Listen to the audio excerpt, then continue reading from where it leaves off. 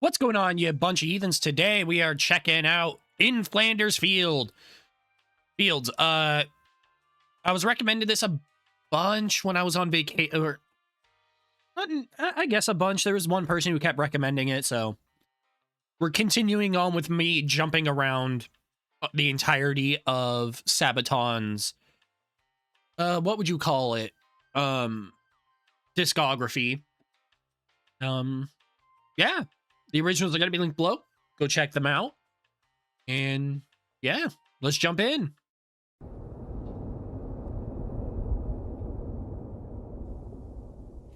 In Flanders Fields,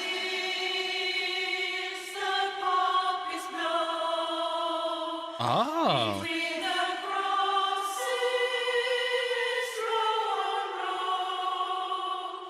That mark our place, and in the sky. Oh.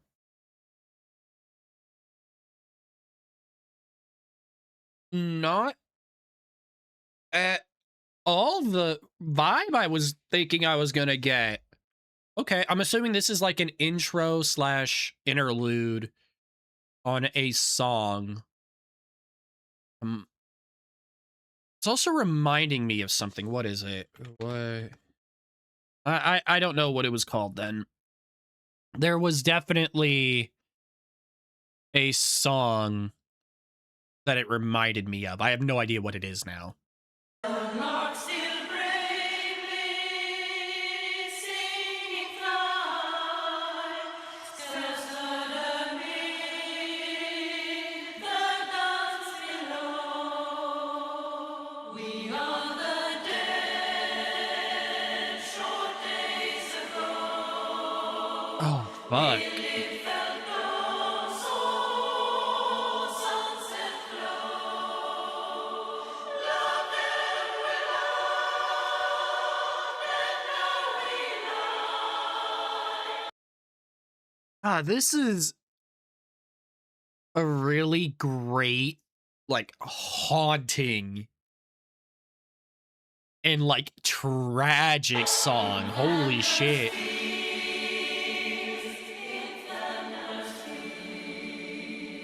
Take up our quarrel with the foe. To you from failing hands he throw. The torch be yours to holy fire. If ye break faith with us to die, we shall not sleep, though poppies grow in Flanders Fields. Dude.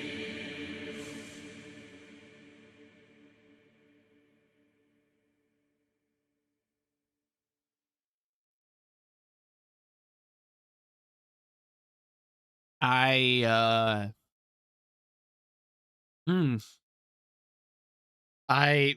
I don't know what I thought this was gonna be like. Like, fuck. This isn't at all what I thought it was gonna be like, but damn, it really went there, huh? Damn. Like that's a cool, like, either I this is a great word. I don't think it'd be intro. So it's probably like an interlude, but holy fuck, that was good. That was really that was hauntingly beautiful. That was good. A Sabaton song with no guitars, with no drums, with no Sabaton. But we did it in Flanders Fields. Man, honestly, it's fucking great. In Flanders Fields, the poppies blow. Yet again, cut back to what I constantly say, whenever they do like lyrics for the History channel, I always end up liking them more. Like, I like the painting look. Between the I'm not sure if because they released two lyric videos. Did I just like Did I end up like watching the wrong lyric video or something? Because it says they were both released 6 years ago.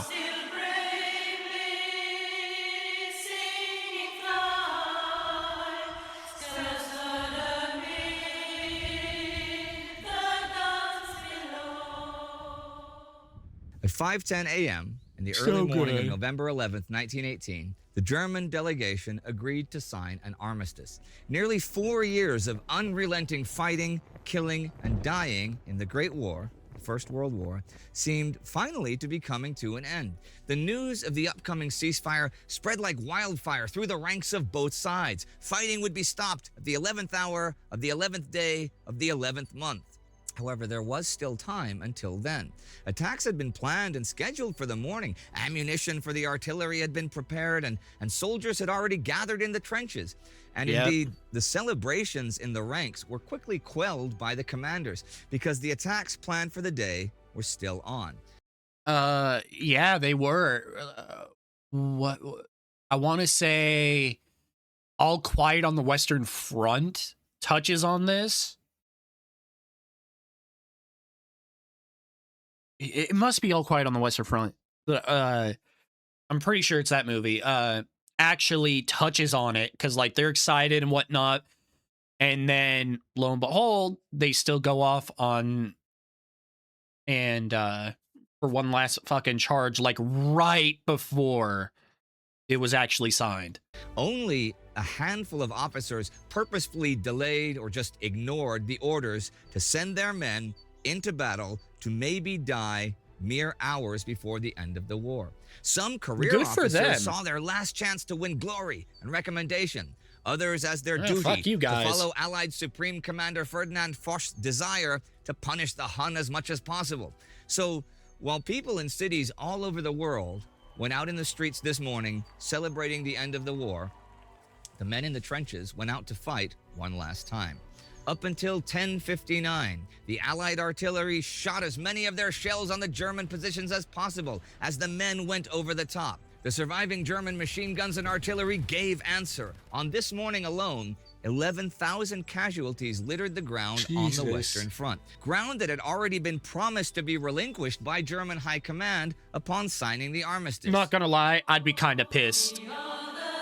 I would be, not even kinda, I would be absolutely pissed if it came out that I'm fighting over fucking land that doesn't matter because either my officer decided he wanted to earn some glory last fucking second, or, oh, we have to punish them as hard as we can, and like my fucking friend dies. Overall, it's over nothing. Like, I'd be pissed.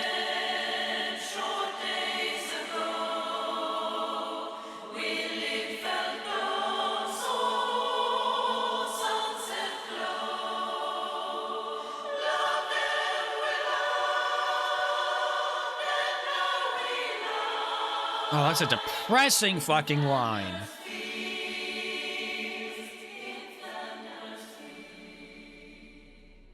At 11 a.m., it's guns still went so silent. good. The Great War came to an end. The final attacks, the last hurrah, had achieved nothing but more death. And who could have justified the fate of those last soldiers dying in this war?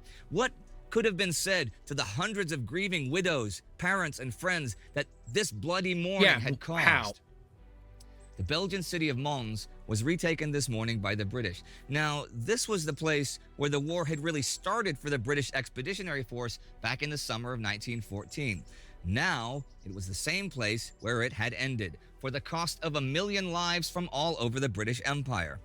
The last soldier to die here, the Canadian George Price, killed at 10:58, would be buried in the same cemetery as the first soldier that had fallen here. For the generals, it seemed like poetic closure. For most people, it simply symbolized the futility of it all. Honestly, yeah, fuck those generals. Like, oh, it's poetic closure. Nah, bro, it was fucking nothing changed. We started here, it ended here. All for a million fucking lives. Like, no. Many might have remembered the words of Lawrence Binyon from back in August 1914, who wrote a poem honoring the fallen of the first battles of the war, a poem whose words were, by 1918, like 1058. He was that close.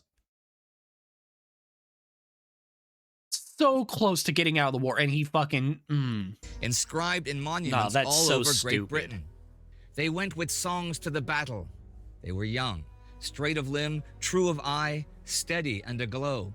They were staunch to the end against odds uncounted. They fell with their faces to the foe. They shall not grow old, as we that are left grow old.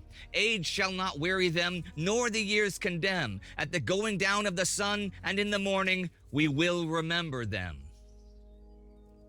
It is often said that poetry speaks directly from a person's soul.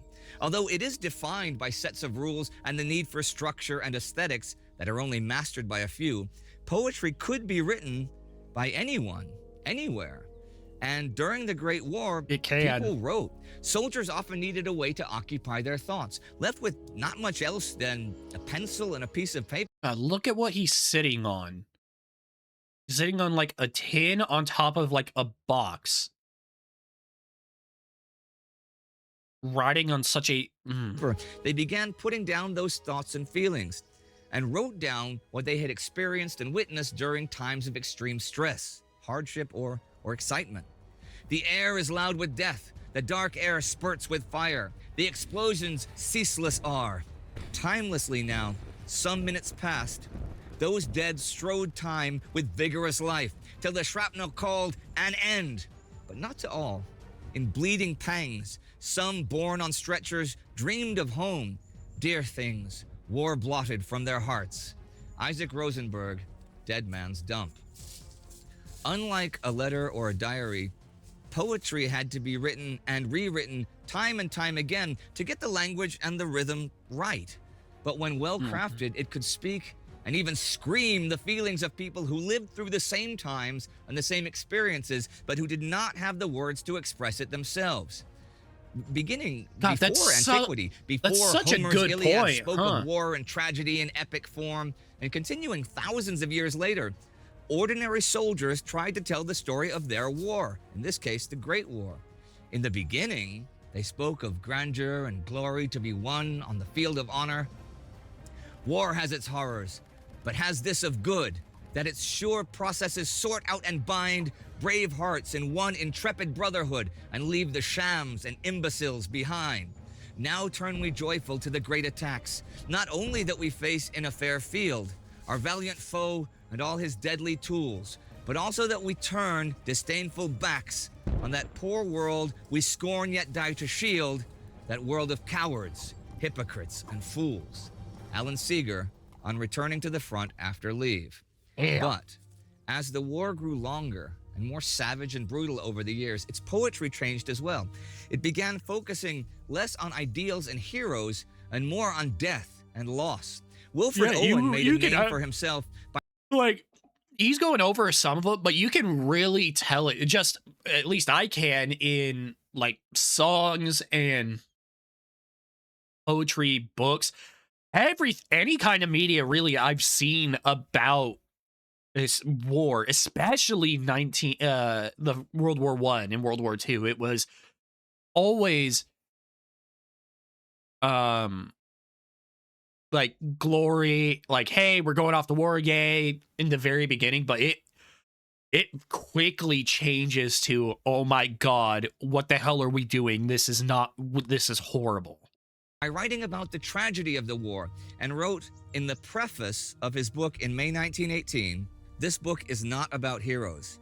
English poetry is not yet fit to speak of them, nor is it about deeds or lands, nor anything about glory, honor, might, majesty, dominion, or power, except war.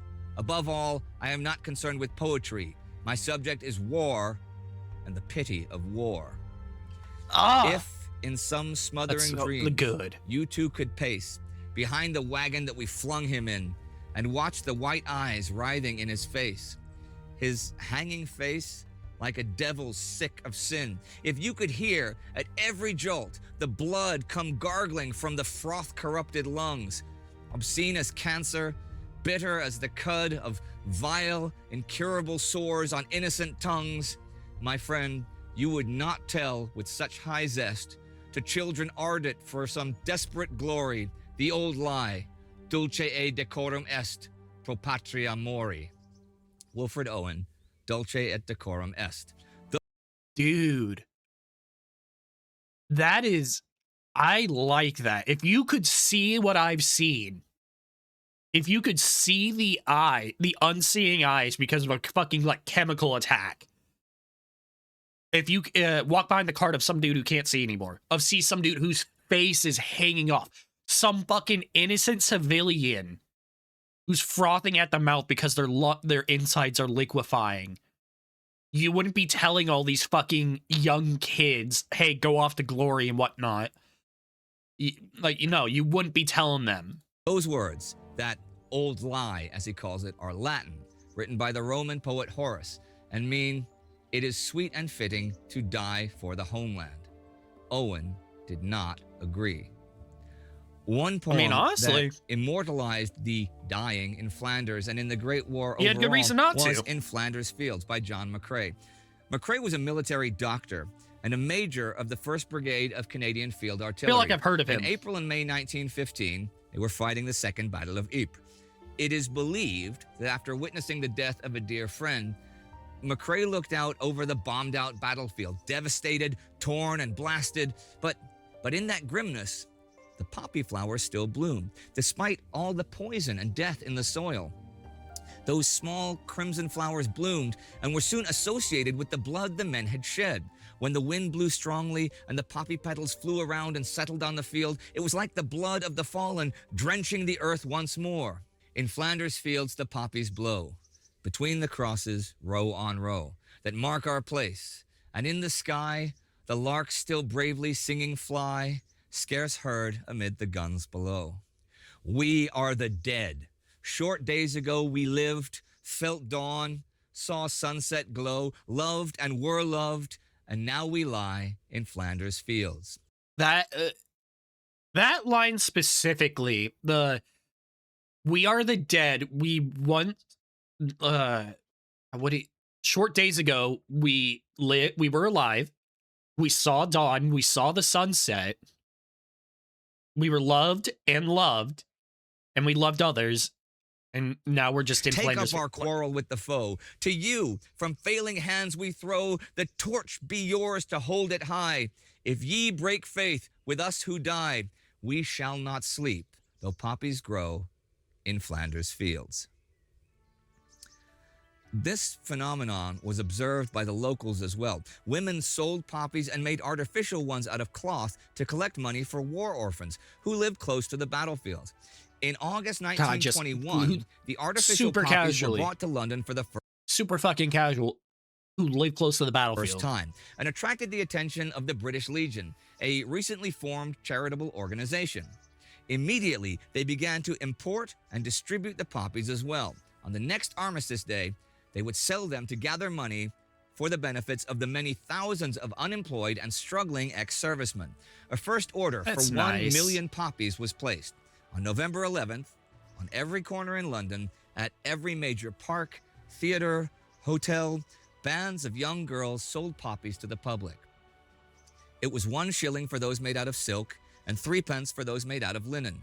Petals from actual poppy flowers were sold for £5, and single whole poppy flowers were auctioned for up to £90. Damn, Soon that's a lot for the poppy time. craze caught all of London and beyond. Nearly every pilgrim and tourist who came to honor the fallen on Armistice Day at the cenotaph wore one at their collar, and soldiers were given permission to wear them on their uniforms. By the end of the day, around 8 million poppies had been sold, and it was still not enough to meet the demand. A great deal of money had been gathered for victims of the war. In subsequent years, That's nice. the poppy became the universal symbol of remembrance. Disabled ex-servicemen went to work to manufacture them.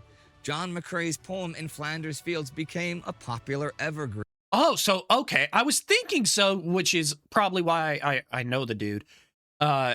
So the whole point in Flanders Field is McRae's thing. Okay. I'm sure some of y'all are yelling at me in the comments, but damn. That's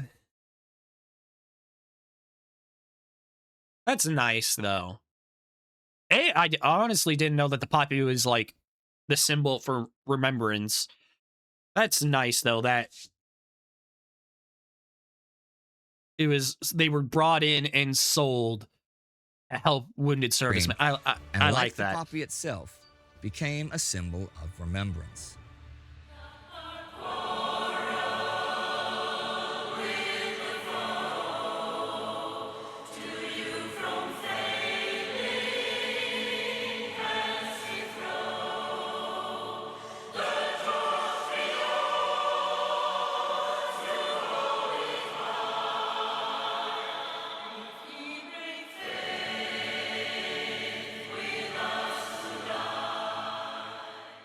Now, In Flanders Fields is the last song on your most recent album, The Great War. Oh, so it's You not wanna an talk interlude, about it's the why last you one. decided how you were going to do that? So all in all here, we have a very, very high energy, very powerful album. Yeah. And potentially the strongest song we have ever written is the last real proper metal song, The End of the War to End All Wars. And at the end of this song, because it's just rising and rising and rising, we get to the climax, which is maybe the most epic moment in all the Sabaton songs. We couldn't just stop the album there. The listener, the people needed something to like calm down to. Honestly, And we wanted to end the album in honestly, that is a great choice to have this be the ending of the album. Of something that's such high energy and whatnot. This is such a great way to just like a remembrance of all those who died. It's a great choice to do. So to say. And so we needed something that was more quiet. We didn't know exactly what, but as we were doing the research for the album, I was spending a lot of time looking for poems from World War One, and obviously then you can't miss this one. No, it's sort of the iconic one too. I mean, that's a beautiful choice. I remember it really is beautiful. I had to read it twice during the entire filming of The Great War, and it's really hard to read without actually, when you read it out loud, it's so powerful. Especially talking about the Great War all the time, it's really hard to read. Challenge you, try to read it out loud without like getting tears. Challenge. Now, writing poetry, I already know I can't do it. a lot more common than that it is today. Although, of course, today a lot of young men write like music lyrics. But this was a regular, everyday pastime for a lot of people.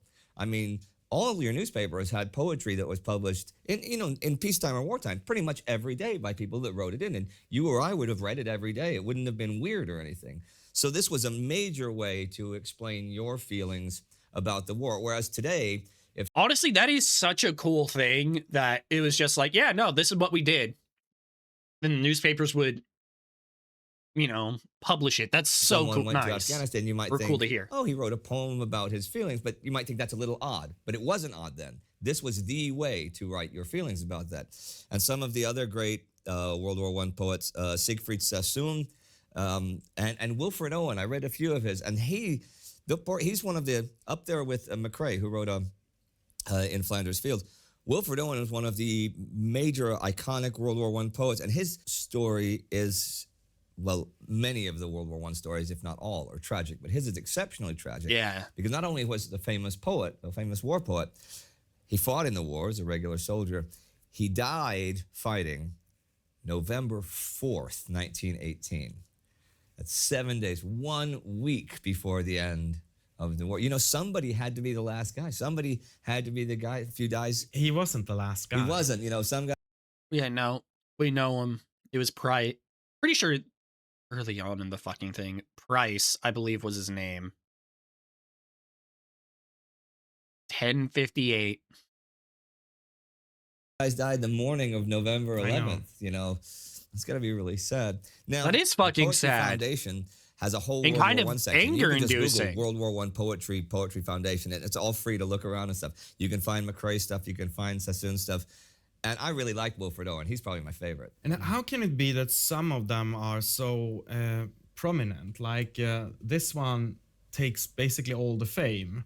Well, it does now. I was trying to find, more of them, but this one takes the whole. This became spectrum. so iconic for, especially for Canada. This is a real symbol of, because Canada's national identity, to a pretty big degree, was formed in the First World War. I mean, you have Canadian soldiers that said, we went up the hill as, British soldiers, and we came down as Canadians. And same thing with the Anzacs, the Australians and New Zealanders.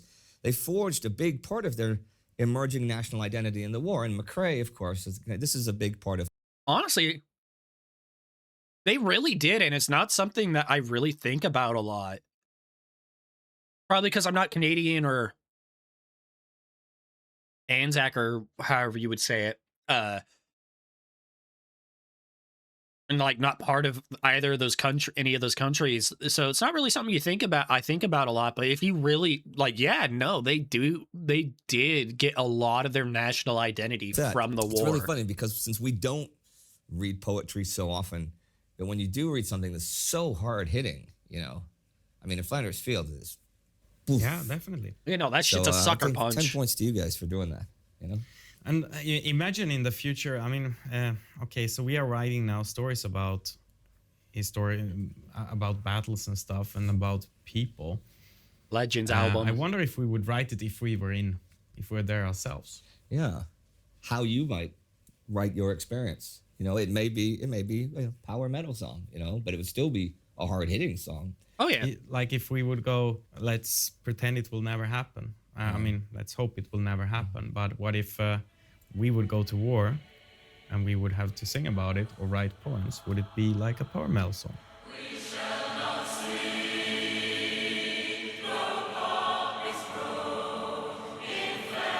I'm trying to think. There has to have been at least a couple soldiers who went to war, came back, and like wrote songs about their experiences. Oh, damn. There has to be. Modern.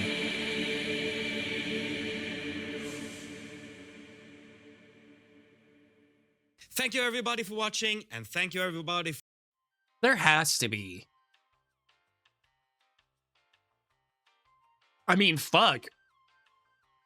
When it comes to like what I assume of like modern conflict songs of like the badness of it, first thing that comes to mind, even though I don't think any of them were actually in the military, would be Five Finger Death Punch. Is honestly who instantly comes to mind with Wrong Side of Heaven. But technically, you could say that about any. You could have that song be about any conflict. That's really the one that comes to mind. Either way, this was really good. Like, so good. Go check out the originals. Like, comment, subscribe to them. They fucking deserve it. And you guys, like, comment, subscribe to my channel in this video. I really appreciate it. Go check out my other Sabaton reactions. There's a playlist of them. I'm sure you'll find something in there that you enjoy. Yeah. You guys take care of yourselves. See ya.